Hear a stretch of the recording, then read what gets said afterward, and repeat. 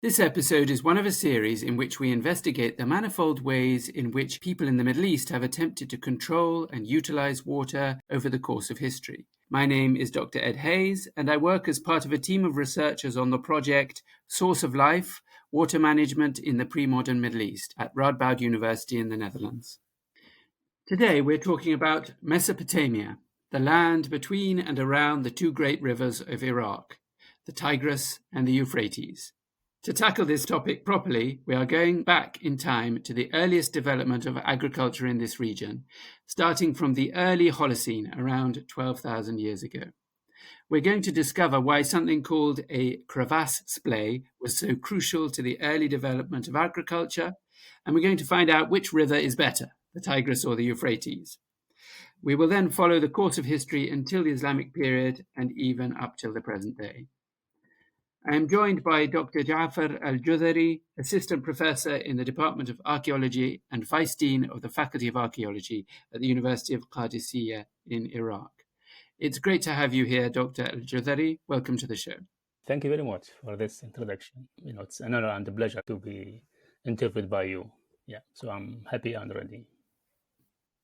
Just before we dive into the details of the history, I'd like to hear a little bit about you. How did you come to work on this subject? What inspired you? What was your sort of journey to this area of research?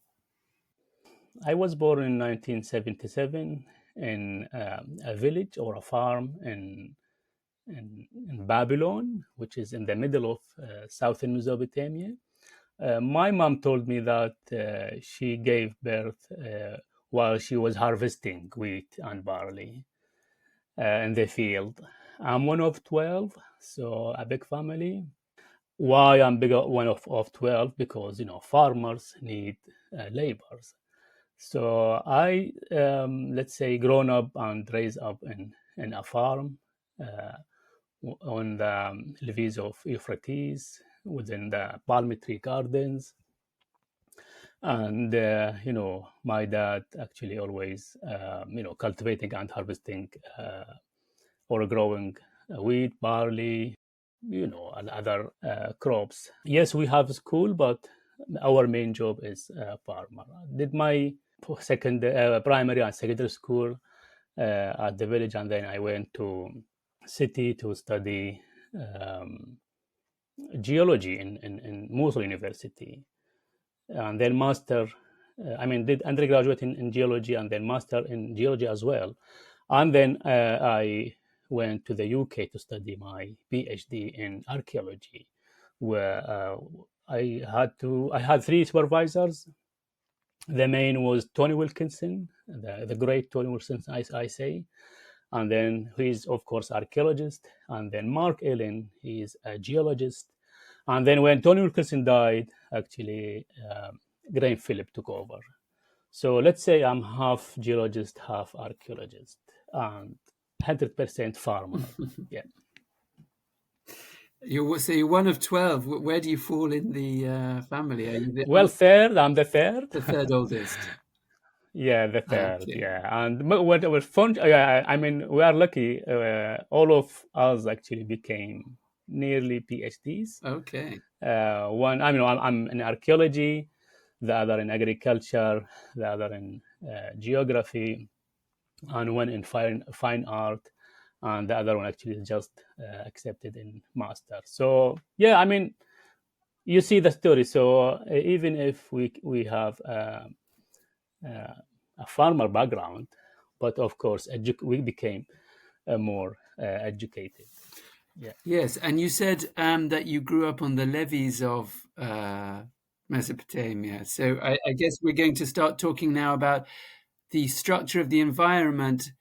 So what characterizes Mesopotamia, I guess, over the long course of its history? Now things are very different with modern dams and things like that. But historically, what did Mesopotamia look like? What did its rivers look like? And what are the main features that we should know about to understand what we're going to be talking about? Yeah, well, I grown up in the area, and I saw my parents and my village actually fighting the river. So I will choose the term fighting because it is maybe the only phrase that I can say about the people and the river. And always the river actually fight back. Um, People actually use the river, the water of the river, and then for their advantages. But and sometimes there is lots of actually fighting between the farmer and the river. Anyway, my understanding of southern Mesopotamia is that we have in the early Holocene, we have aggressive, huge, and so fast movement of Tigris and Euphrates that people cannot actually control them to do farm or irrigation. And that's why we don't have, let's say, settlement in that time. We have settlements, and we found lots of archaeological settlement around Mesopotamia, but not within the Mesopotamia, southern Mesopotamia, I mean. So the idea is that we have unstable, aggressive, fast-moving, evulsive, lots of change, Tigris and Euphrates. But the climate change, and let's say after early Holocene, everything became more stable, and the amount of water that Tigris and Euphrates receive became less. And now we have, let's say, a good environment for people actually to use the Tigris and Euphrates. And then we have lots of evidence. People came from the north, skilled at least, skilled how to divert the water.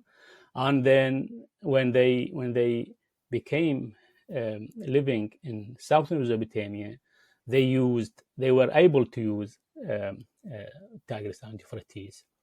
So that's the early Holocene, you say. Early There's Holocene, a transition period. What for those who don't know, what is the dating of that roughly? Yeah, let's say the Holocene is the last 10 or 12 or even 15,000 years ago. So not a precise time, but let's say between 15 and 12,000 years ago. Right. So that's also more or less the time that we see a transition, the first transition from hunter-gatherers to agriculture and settlement. Yeah, and of course, climate change and environment behind that. Otherwise, we cannot actually have a settlement in southern Mesopotamia if we have so aggressive rivers. I mean, maybe this is new, but this is my understanding actually. We have several examples around the world when we have unstable river, then people cannot, even in Iraq right now, there are some areas when the river actually changing itself so much, nobody actually use that river, right? But and what is the problem with the, so I understand the changing river path makes it difficult because if you build a settlement there, then the next year it can be washed away. Yeah. And the force of the river also is a problem. You can't irrigate land if the stream of the river is too fast. Exactly. You can't break the levees to get the water. We have, let's say, a gravity flooded irrigation system. We use the gravity actually. We don't use, let's say, a water pump or to elevate the water. So I mean, I saw Tigris, for example, of course, was running faster than Euphrates. And I saw how it's so difficult to manage the water or break the levees and then get the water out for irrigation. It's really difficult. So that's why I insist that if we don't have a stable and quiet river, then we don't have settlement and irrigation at all. So this point should be taken into account when we deal with the start or the early starting of using the rivers. Unfortunately, I read lots of papers saying that, they don't come to this issue. They think, okay, Tigris and Euphrates are the same as they now. Of course not. actually. Yeah. They were so aggressive, and even sometimes it's scary, actually. I saw myself how the water actually, let's say, erosion, the Levees, and the Levees collapse again. It's a scary scenes, I mean. Yeah. So And you see the you've problem. used this word levee several times. So that is the raised sides of the river. How does Yeah, that work? the two banks of the river, always higher than the surrounding area. You see, so we Why are have, the banks of the river higher than the surrounding area? yeah, because when we have flooding, actually, um so water actually raise up, and then soil and other sediments settled uh, on the two banks of the other on the side of the river, and then when the water get down, then we have actually the sediment still deposited by this, I mean, alongside the river. So with repeating things, then we have two levees higher than the surrounding area. This is a unique issue with southern Mesopotamia, because in the northern part of Mesopotamia we don't have levees, and always the water actually deep in valleys or something like that. So water is not above the surrounding area in northern Mesopotamia. In southern Mesopotamia we have I call it the hanging water. So water is above the surrounding area. Whenever you break the levees, then actually the water come and destroy the land. Well, we have a complicated issue here when we deal with the differences between Tigris and Euphrates. And to me, actually, I see Euphrates was used for irrigation and settlement two-thirds time of Tigris. So let's say Tigris was, let's say, less used, and why actually? I can name more than 20 important sites was actually built by Euphrates, right? Not Wh- Tigris. And why was the Euphrates so much more popular as a site for settlement then than the Yeah, Tigris? we can return to the start of our conversation about the quietness, the aggressive, the unstable. Tigris unstable is unstable and aggressive. Huge amount of water. The gradient is high. The amount of sediment is high, uh, and the velocity of the water is high. But Euphrates, everything is better in Euphrates. So quiet, the amount of water is low, the amount of sediment is low. And yeah, so it looked like Tigris actually building the floodplain, right, the basin. And then when we have land, Euphrates come and irrigate the land. So that's why two-thirds of southern Mesopotamia was irrigated by the quiet, the fresh, the nice water Euphrates, I rather see. than Tigris. This is another issue. Nobody actually discussed that. So And Babylon, Ur, Orido, Lagash, Girso, any other side, even Baghdad, by the way. Baghdad's located by Euphrates, but by Tigris, but irrigated by Euphrates. yeah. Wasit and Kut and other area, even Taisafun, Seleucia, the Sasanian or Parthian cities, actually, they were built by, I mean, close to Tigris, but was irrigated by Euphrates. So this is another issue in southern Mesopotamia. So yeah. So as a farmer, if you take the decision to break the levee to allow water to flow onto your fields, that's great if you can do that, but it can be too much. That's the idea, that you if you have a smaller flow of water, you can control this, Yes, and it will go where you want it to go. But if it's very fast, then it's too much for this. exactly. Yeah. Yeah. Now we have here actually a really important point. There is a feature called crevasse play. This is a new term maybe, but it's a crevasse play when the water actually came out across the levees naturally, not by human beings doing. So imagine we have levees and then the water actually came out naturally. Then we have similar to farm, right? A farm. People actually, when they came from the north or whatever came from, they used crevasse play as a first place to do farming or to build their settlement close to the water. Why? Because the normal fluctuation of the water can go and back uh, from the crevasse play to the river. So they need a little effort.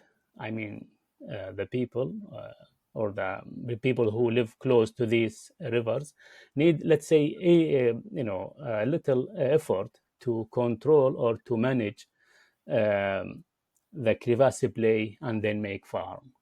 So the farming idea started from here, which is So if I can clarify then, a crevasse splay is a point where the water naturally breaks out from the levee, yeah, and then people come and find this area.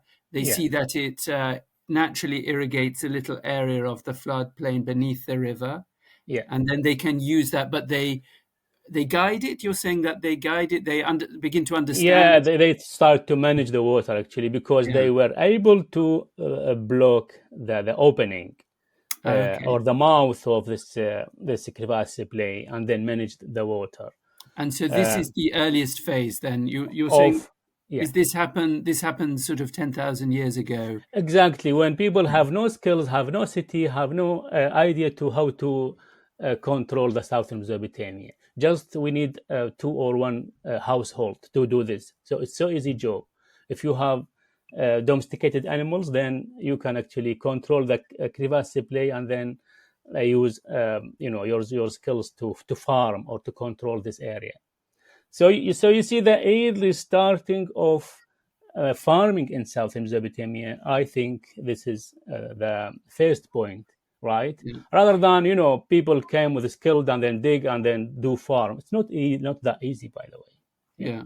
And there's no rainfall here, right? Or At not enough. all, no Not enough. rainfall. No, we have, but it's not for irrigation. Enough for irrigation, and we Yeah. don't have water spring. The Okay. groundwater is salty, so we only rely on the manageable Tigris and Euphrates. Yeah. So let's move forward a little bit. So this is the very earliest phase. We've talked about the crevasse blaze and the Yeah, sort of management of a natural phenomenon. How do we get to then these early cities, or we call them cities now? I guess they're yeah, not really huge areas, but anyway, a more dense population, um, places that, like the names you mentioned, Uruk, Babylon. How do yeah, we get from these very little kind of breakages in the levee to yeah, more sustained irrigation that can sustain these bigger cities? yeah. We What are need the two next things. milestones? Exactly. So we need two things. One, population. We need more labor, and we need we need knowledge or skills, right? So if we have two things in any place, skilled population, then they're actually we're able to build their uh, community or society, or to build their cities. So we think from this beginning of managing the crevasse play, people start to gain or to pass generation after generation to pass the knowledge to others. And because people settled and know how to manage the crevasse play, then we have population. So we have the right thing, skilled population. Then people actually start to dig 2 or 3 kilometers canal and then do farming. Then we have the required resources of the people, which is wheat, barley, and other vegetable. Then people actually became more skilled and more organized, and then they were able to dig for the first time out of the crevasse play. Then they dug. They managed to break the levees. Now it is manual rather than naturally breaking levees. So they dug for the first time a little canal across the levees, and then they irrigated a new farm. And of course, when did this happen? This manual breaking? Can we know? I imagine that dating these formations is difficult, but can you? Yeah, but we can actually. We are still within the 10,000. Okay. Yeah, so it's still early Holocene. Still early. Yeah. And then, now we have the early states in southern Mesopotamia, which is, early Ubaid, start of Ubaid, and then, of course, the city-state started, and then the issue of water, the milestone is when we have what we now call the Ministry of Water Resources or Ministry of Irrigation. So I think in the past, yes, they recruited some people, and their main job was only managing the water. They are not joining the army. They are not joining the farm. They are not working with other things. Only busy with managing the water. So this group of people actually were responsible of modifying or inventing or expanding the irrigation. So they have only one job, right? Rather than do 3 jobs or 4 jobs one time. You cannot actually be in the army or in the temple and then So we have the Ministry of Water Resources between products, and now actually when we have this, okay, now we are able to build dam, which is the other milestone. So the first milestone was actually when people manage the crevasse play, and then the other one when the people actually started to dig 3 or expand this crevasse play for 2 or 3 kilometers. The other one when they break the levees for the first time. And now we have the Ministry of Water Resources. Then, of course, people were able to build the first dam, right, to raise the water and to irrigate their farm. So you see the story from the beginning. I'm telling you about that. And then, of course, the canal became 10 kilometers or 15 kilometers and long. Then we have a new land. We have fertile land. And then we have more skilled population. Even the job of managing the water became more important than joining the army or joining the temple or doing any other job in that time. Then we have, of course, it became a state responsibility rather than people responsibility, managing the water, because it's source of life, source of wheat and barley, source of everything. And then actually people managed to dig longer and wider canal, and we ended up in the Sasanian period when we have the Nahrawan, started from Samarra, ended in Kut, which is more than around 400 kilometers. So you see how people actually started from managing the small crevasse play and ended up with the Nahrawan canal. That's interesting, and it's one of the things that's fascinating about this is this interplay between local communities or even households sorting out their own concerns, managing their own farms, and this communal level, people grouping together, I guess, to maintain things, and then the level of the state. Exactly, yeah. And in southern Mesopotamia, when we have a one state controlling the southern Mesopotamia, rather than 2 or 3 states inside, because a river actually has no border. So when we have some part of Euphrates belong a state and the other part from the same city, same river belong another other state, of course there's a conflict. There were a conflict about that, and we can read the history about the conflict over the water in southern Mesopotamia between this state and the other state, maybe the famous one between Lagash and Uma. And so when do we first see a single state controlling the Tigris and the Euphrates down the length of southern Mesopotamia? yeah, the full picture about controlling southern Mesopotamia started from Parthian and Sasanian. We don't have any clue about conflict within these two cities, but the rest, we have some conflict. Even sometimes, we have the Sealand, which is the southern part of southern Mesopotamia, when people actually have some conflict with the central government. We don't have something like that in the Sasanian. That's why the Sasanian actually were, let's say, the maximum using or controlling of the irrigation was at that time during the Sasanian period. Yeah. So this is immediately before the Islamic conquest, the 5th, 6th, 7th centuries of the Common Era. Exactly. Yeah. So when the collapsing of the Sasanian, it's the start of declining everything until now. So the peak was during the Sasanian period, and then the peak started to decline from the collapsing of the Sasanian, and still decline actually until now. So I'd like to come back to decline in a second, but first, you've mentioned quite a lot about the exploitation and the use of water. What about defense against it? And we mentioned this a little bit with the idea of the fast river and the slow river, the governable and non-governable rivers. But we also, I'm assuming, we have problem with flooding and changing courses all through this period.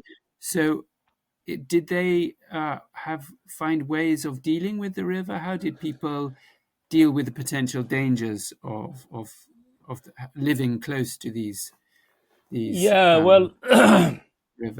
Well, I can give you an example from my own experience. During the, let's say, American section to Iraq, or the Kuwait-Iraq war, and then American involved, actually, we lived in a time in that there was no government at all. So all the dams and irrigation system actually became out of the government. So Tigris and Euphrates and their branches became more free, right, rather than controlled. Then we have actually one canal dried out and the other canal actually flooded because of the water, of course. So I see myself in South Babylon, the main river actually start to flood while the other canal actually started to dry out. Then we, the people, without any power from the government, the local people, don't have, let's say, machine, because we don't have fuel at that time. So we manage with our own shovel, small shovel, to control these things, right? So we dug another canal from the main Euphrates to feed the drying one, the going to dry canal, and we managed actually to irrigate our farm. And I remember when we put sandbag to improve the levees of the main Euphrates. So you see, when people have no government, how can manage the huge Euphrates and Tigris? I imagine in the past, of course, there were a government every time, but they cannot do everything. So people actually, they have the required skill to manage the main Euphrates and the canal that come through it or from it. But in one point of the time, actually, people actually can easily lose control. And they happen. Flooding and dryness. It's happen actually every time, and that's why when we go to literature, we saw lots of stories about the flooding and the dryness about that. But people actually managed to um, regain their farm after everything settled, so they can dig um, another canal. And I saw lots of sites in Iraq. When we excavate, we have a period of occupation, and then a missing period, and then another period, and then a missing period. So the main thing of missing or thriving period is, of course, water. When we have change, then of course people actually move to another city. And if we have a holy city, then all the state put their effort to keep water close to the city, and they dig actually another canal or a new canal to feed the area.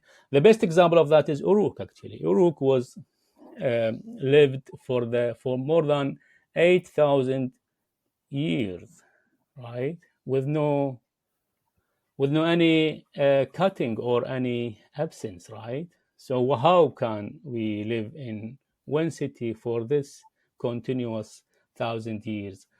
Actually, because Uruk is a holy city for most of the people, and then people actually, whenever, even if we have a river change or the main canal or the main river dried out, people actually can find another source of water.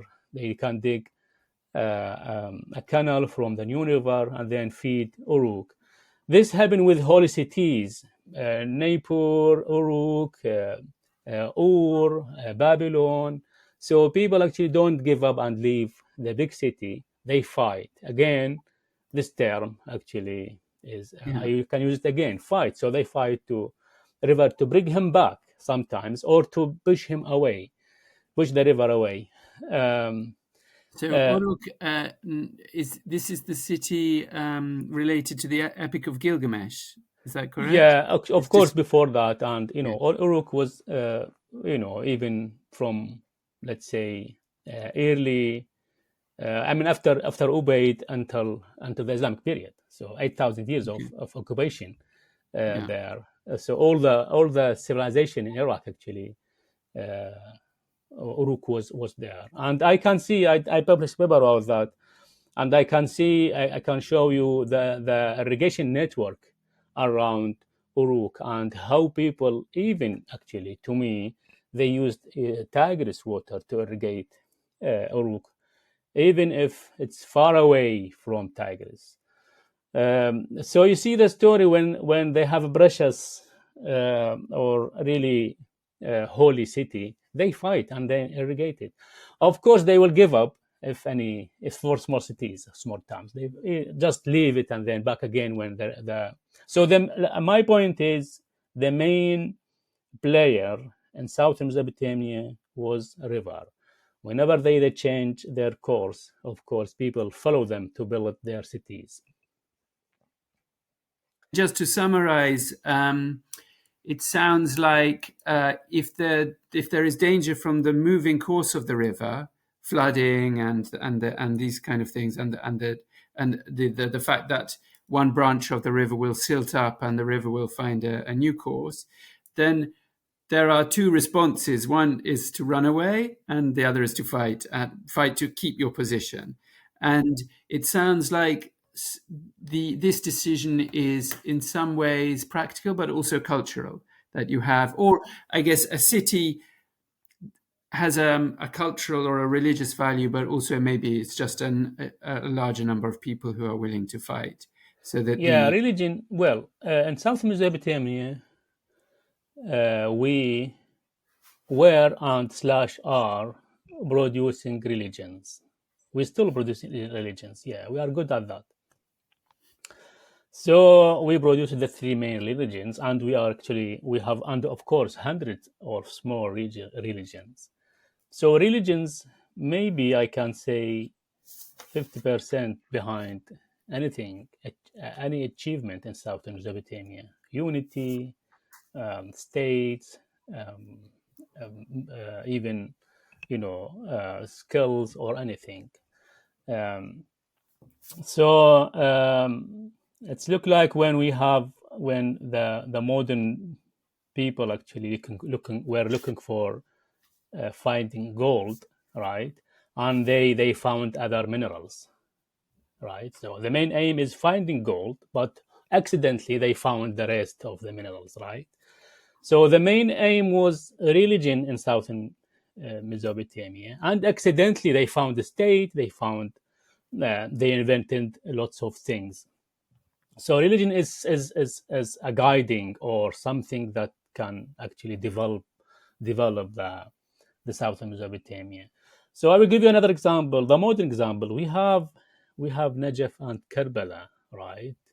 Two holy shrine. This shrine actually belong to the grandson of the Prophet Muhammad, right? So they from the early Islamic, we have these two shrines. Unfortunately, their location is a really difficult location in terms of irrigation. To say they are far away from Euphrates, but people actually tried to dig canal from the main Euphrates to feed these two cities. Why? Because these two cities are holy cities. I mean, they need to be irrigated, and during the last 1,000 years, people actually uh, did their job in terms of irrigating to these two cities, and at the end, actually, they managed to change the main course of Euphrates from its own natural course to a new one because of these two cities. So we have I wrote a paper about that. We have a modern example how religion can guide the people to change the water courses. So imagine this is the now. I imagine the same things in the future when we have Holy Uruk, Holy Nippur, Holy Babylon, Holy any city. Of course, people will not give up. So when people actually gather, they can make a huge force that can actually control the nature. So that's why actually religion and in terms of economic and population, these two cities after 2003, because of the political change, these two cities became the most two thriving cities in Iraq right now. So more than Baghdad and Babylon, by the way. Of course, Babylon, Baghdad, my city, is older than them. I mean, in terms of everything. But because of the religion, now Karbala and Najaf and their people actually, of course, leading Iraq. I'd like to go back though now before we say any more about this, the Islamic period. You pointed to the really remarkable scale of the irrigation works under the Sasanians with this Nahrawan Canal stretching 400 kilometers. Can you tell me more about this? So this is the high point in the 6th and 7th century of the Common Era under the Sasanian Empire, who are based in their Persian Empire, but so they are in Iran as well, but they are based in Ctesiphon, which is part of Iraq. So what did this look like? This high point of irrigation in Iraq at this time? What major structures? As I mentioned earlier, if we have population and the skills, right, then we can do everything. So during the Sasanian period, we have the population controlled by one state. So there was no conflict, right?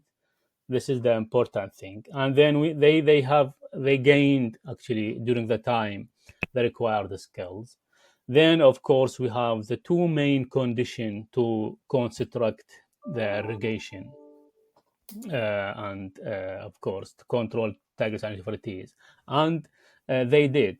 The evidence that I can provide you about how we can have one peaceful state.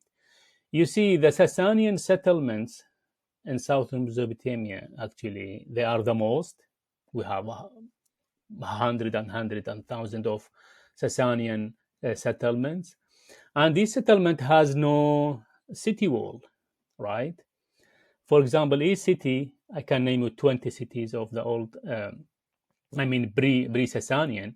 Maybe these cities actually they have city walls. Why we don't have that thing during the Sasanian? We have just a group of villages. There were no city wall because they were living in peace. There was no conflict inside the cities. They were not afraid of from enemy coming from outside to attack them. So imagine it's really normal and peaceful to live by the river with your own, and that's it. We don't need to more defensive. So that's why during the Sasanian period we don't have much walled or defensive cities.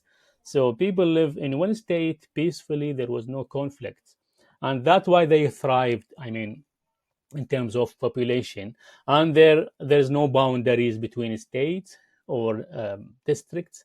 That's why they have one state uh, and one land, skilled people, and then they manage to do damming is really important milestone when people block the main river, blocking or damming the main river, and then divert the water through a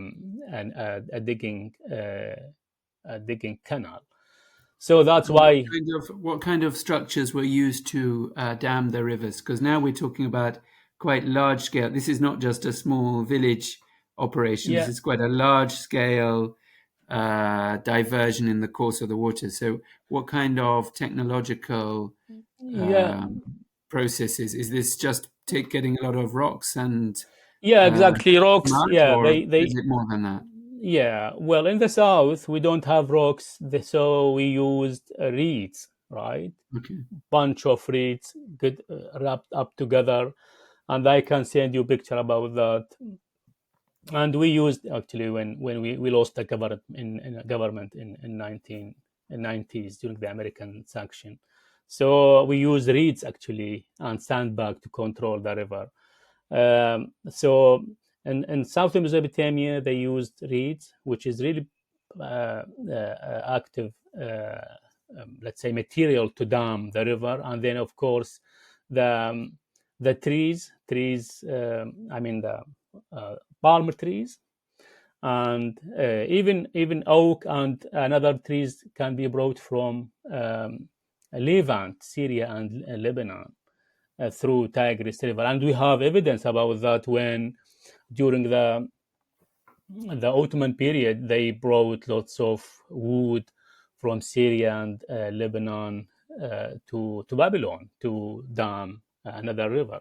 So yes, and then of course rock, and then of course in a dam there was some point to need stronger than reeds and trees, wood. They use of course metals, actually rock and metal, to join the rocks and build the dam. Okay, so we managed to build the dam. Then how can we actually dig the river? They use shovels, they use animals, they use um, not of course machine. We don't have machines, but shovels and animals actually were able to dig canals. Of course, they use water because they can open the water in the canal, and then of course water can make the soil most fragile and of course wet, and then they actually can they dig more. So we have two armies: the Ministry of Water Resources, as I mentioned, and then the army actually can contribute. So the government has nothing to fight, only to build or dig a canal. That's why they managed to um, actually to dig a Nahrawan, and people actually realized how the irrigated farm were essential for their life, rather than relying on the rain irrigated farm, which is actually I mean, we can gain little wheat and barley from the rain fed irrigated farm rather than the water irrigated farm, the river water irrigated farm. So that's why they put their effort actually to dig to dig the Nahrawan. And of course, not only Nahrawan, by the way, 100 of small canals, I can assure you that they dug during the Sasanian period. Yeah. And so we have a situation where rather than people just living next to the natural course of the Tigris or the Euphrates, there is a large, much greater extension of agriculture and therefore an increasing population. And I suppose the one builds on the other. The more agriculture you have, the more population you have. The more population you have, the greater number of people you have to maintain these complicated and labor-intensive networks of irrigation canals. Yeah, exactly. But the interesting point is that the main cities actually still were built by the natural rivers, close to the natural rivers, rather than canals. That's why we in Nahrawan, even if it's long and large, but we don't have important cities by it, right? Yeah. So still villages, people managing the river. But of course, most of the cities, they were still actually living by the natural Tigris and Euphrates. Yeah.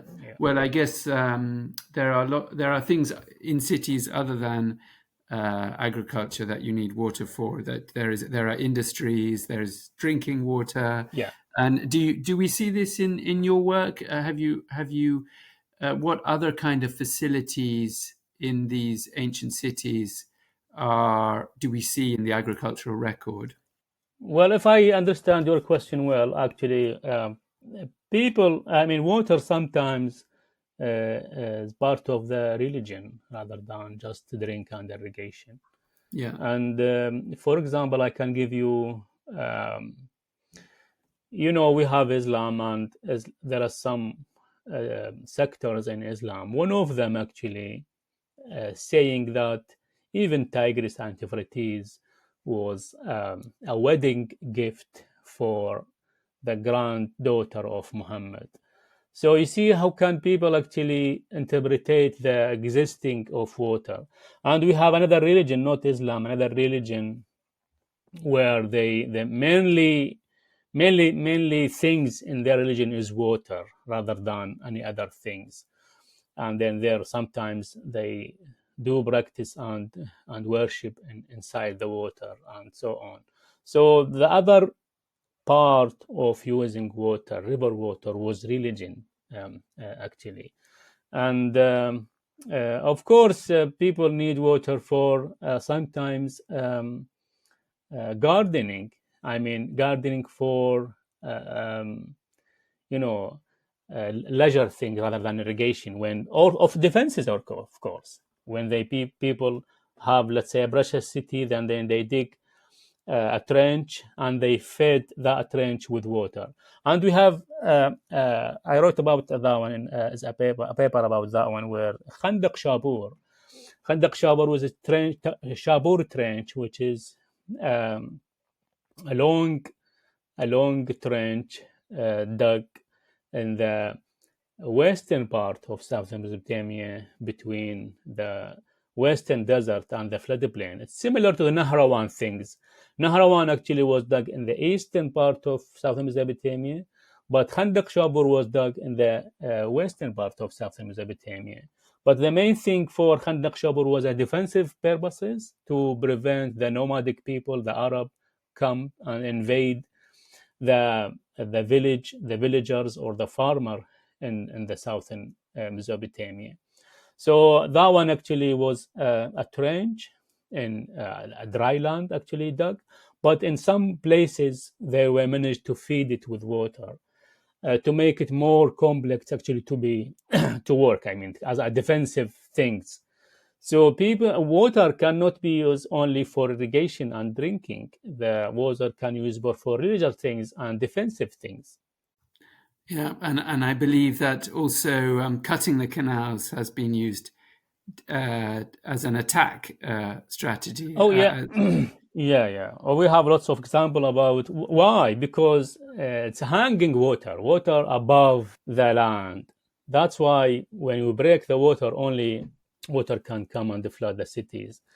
ISIS actually used that ISIS, when they came to invade Iraq, actually, they used this technique. So they threatened the area, the people, of breaking the levees and flooding. And it's happened actually. They flooded some area in north of Babylon, by the way. So water can be used as a weapon now and in the past, of course. And we have lots of stories about the king order to flood this area by ordering the soldiers to break the levees. They have the knowledge that we have a water running higher than the farm. So they have this idea in their mind.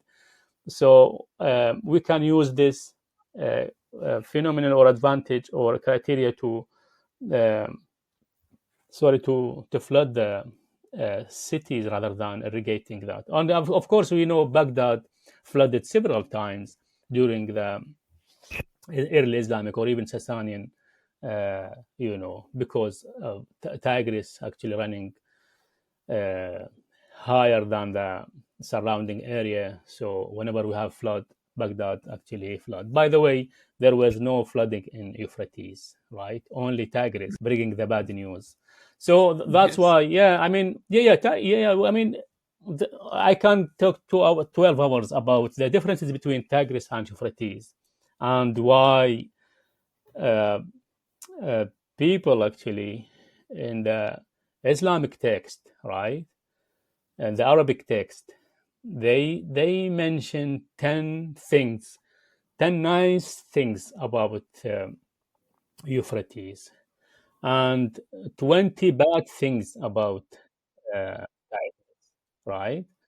So they say, for example, Tigris is fresh water. Yeah, so I mean, they say lots of things about Tigris actually. For example, they say Tigris was stormy, was moody, aggressive, evulsion, crazy, muddy, harsh, bad omen. Let's move back to the this idea of rise and decline, and then I would like to just return to asking you a little bit more in detail about your own current projects and your research methods. But before that, can you said that the Sasanian Empire was a period of the peak of the extent of the irrigation system in Mesopotamia. And then we see a decline. Can you just tell us what that decline looks like from the point of view of an archaeologist? What is this? Is there are fewer settlements, or there are canals that are falling out of use? And do historians or archaeologists have any theories about what caused this decline? Yeah, actually, when we say decline, it's decline of we have more abundant or unused canals, right? So we have a huge canal and used in one time, and we have lots of abundant canals. We have land unirrigated. We have decline in number of settlements. So when we count, let's say, Ur-3 period, or we count how many sites belong New Babylonian period, we found less sites or settlements, and then suddenly we have a huge amount of sites belong one period. This is the thriving area, and declining area when we have abundant. We don't have sites or canals. So during the Sasanian period, we have the peak of the huge amount of sites and canals, and suddenly these canals became out of use, and then this site abandoned. The people left immediately, and we don't have any clue of Islamic settlement. During the Sasanian period, right, it was thriving. They dug managed to dig. They managed actually to reach every part in southern Mesopotamia. Every part. I can show you my map. They went everywhere with their settlements and with their canalization, with their irrigation network. And we have two things. We have we have the climate change. It's when we have a dryness or flooding, destroying the infrastructure, the water, the network, the irrigation network infrastructure. That's happened several times in the Sasanian period. But they managed to recover because they have their own people. But once upon a time, which is at the end of the Sasanian period, when we have a flooding destroying the infrastructure of the irrigation network, and then we have disease actually in the same times. So people cannot resist two things: flooding and disease. So that's why the Sasanian Empire became so weak. So it sounds like the seeds of decline were there towards the end of the Sasanian period, that you had this combination of disease and flooding, which then were involved in the successes of the Islamic conquests. And then the decline continued during the Islamic period. I guess the center of government moves away from Iraq at that point. You have a caliphate that is based first in Medina and then later in Damascus. And it's not until the Abbasid period in the 8th century that you have a return of power to Iraq. Do you see a increase in investment, or is there any archaeological evidence for the return of wealth or the return of interest into the investing in the irrigation system in Iraq in the Abbasid period, or it's too difficult to narrow down the dating? I guess for archaeology, it's difficult to be exactly accurate or on the dating unless you have some coin or something which gives you a So when we have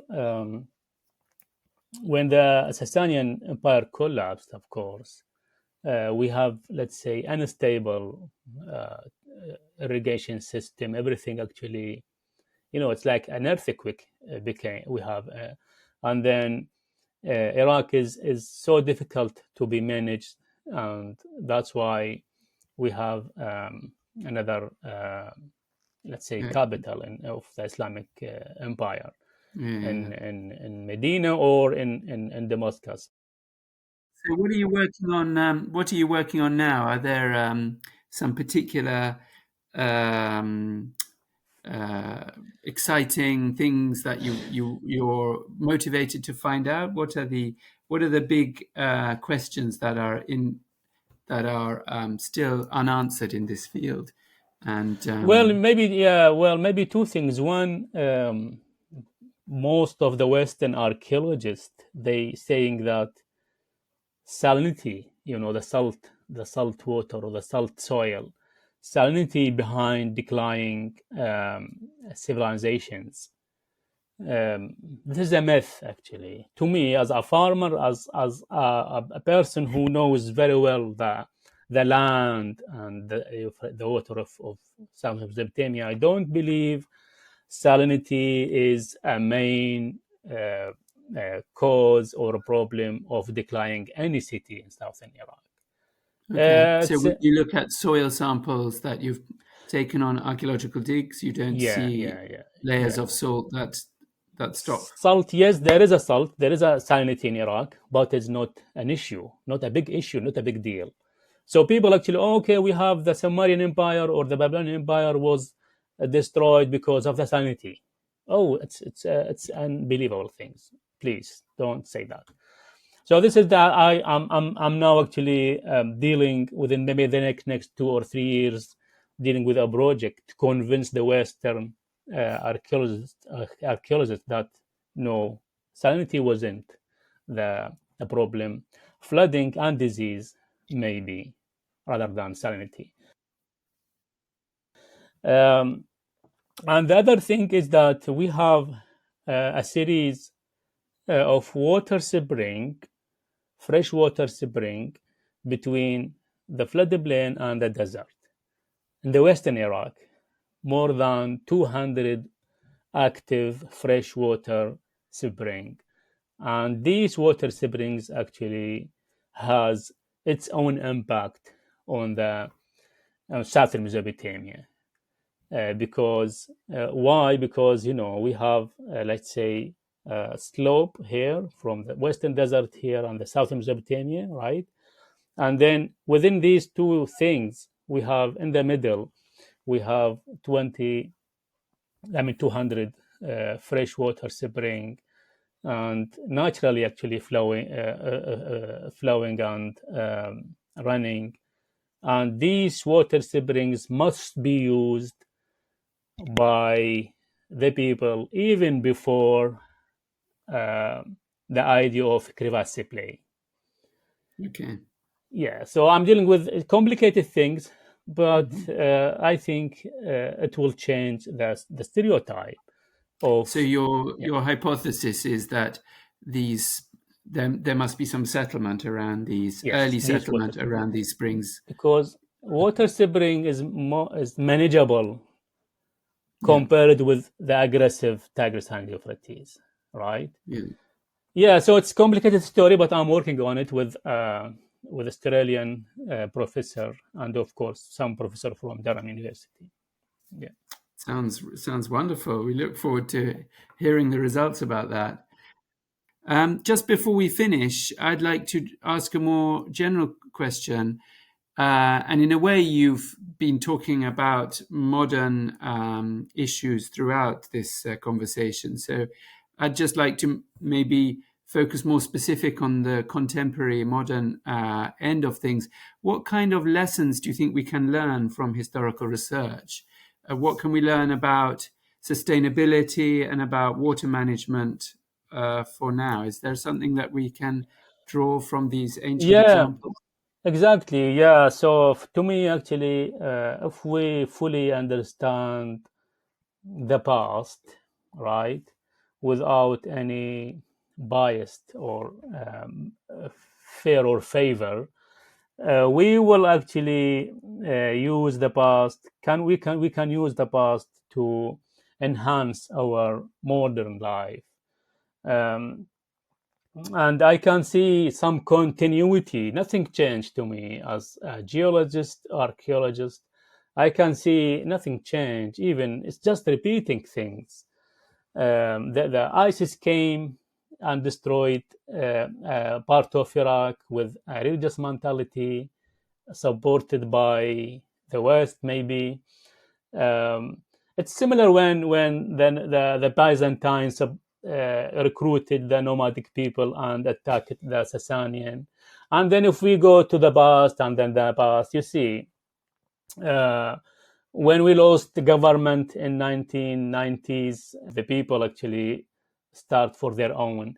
I'm sure there is something similar in the past when the people of Southern Mesopotamia lost the certain government and tried their own to do. So lots of things to be there are lots of lessons actually we can learn from history. So that's why we archaeologists, geologists, historians, we should digest history very well and prepare a nice meal for the decision makers, for the public actually. We reach them and then feed them, and then actually we can I'm academics and I'm living with academics most of my life, but we should not talk to each other.